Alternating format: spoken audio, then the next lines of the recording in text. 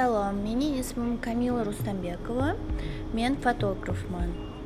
Hayotimning muhim narrativi va syujeti bu yo'l va sayohat. Men doim O'zbekiston bo'ylab sayohat qilaman va odatda buni suratga olaman.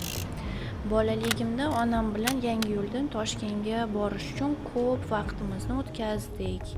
Har xil transportlarni foydalanib ko'rdik. Elektrichka, avtobus, taksi, marshrutka, Istana. Keyin bizda mashina paydo bo'ldi va hammasi ancha osonroq bo'ldi.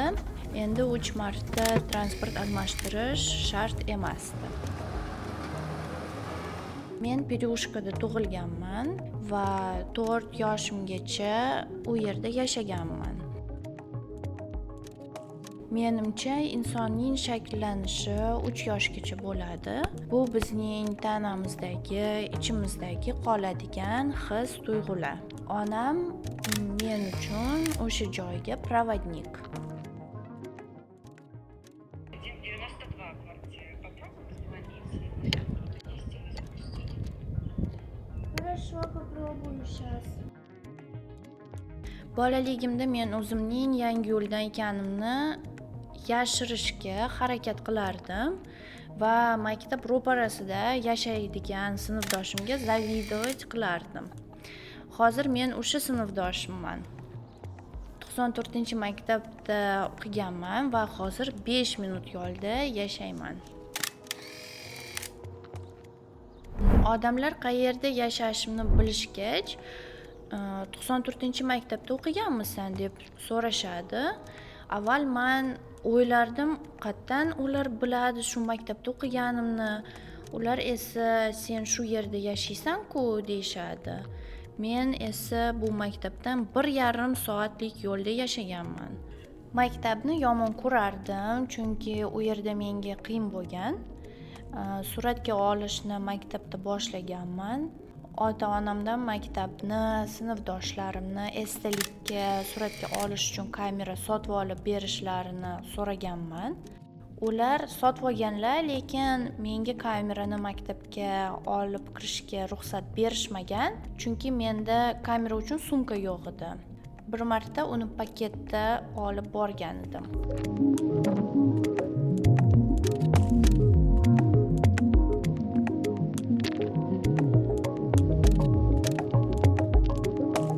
Maktabdan keyin Sarakulkadagi do'stimnikiga borganman. U yerda onamni kutardim. Litseyda o'qiganimda Sarakulkada 1-2 oy yashadim. Qisqa payt bo'lsa-da, Toshkentda yashayotganimdan juda ham xursand edim. O'zimni shaharlikdek his qilardim va bundan mazza qilardim. O'sha paytlarda odamning qayerda yashaganligi juda ham muhim edi.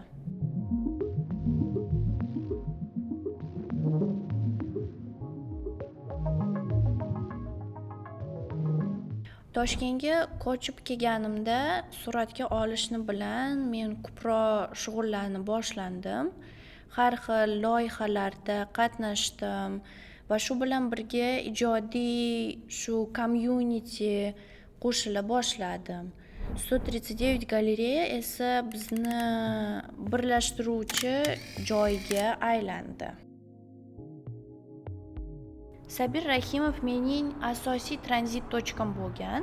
Taksi yoki Istanada kutib, u yerda ko'p vaqtimni o'tkazganman. Yangiyo'lda 6 yoshimdan 22 yoshimgacha yashaganman, lekin shaharni unchalik yaxshi bilmayman. O'zimizning mahalladan chiqmaganman, chunki ota-onam ruxsat bermaganlar. Lekin baribir Yangiyo'l zerikarli edi. Bu esa stadion. U yerda qish payti kechasi oilamiz bilan sankada uchardik. Bizni nemis ovcharkamiz tortib yurardi. Men 16 yil davomida har kuni Yangiyo'ldan Toshkentga qatnadim. Ko'pchilik butun umr shunday yashaydi, chunki butun Yangiyo'l Toshkentda ishlaydi. Endi esa mening yangi yo'nalishim Toshkent Amsterdam. Harakatlarimning masshtabi kengaydi.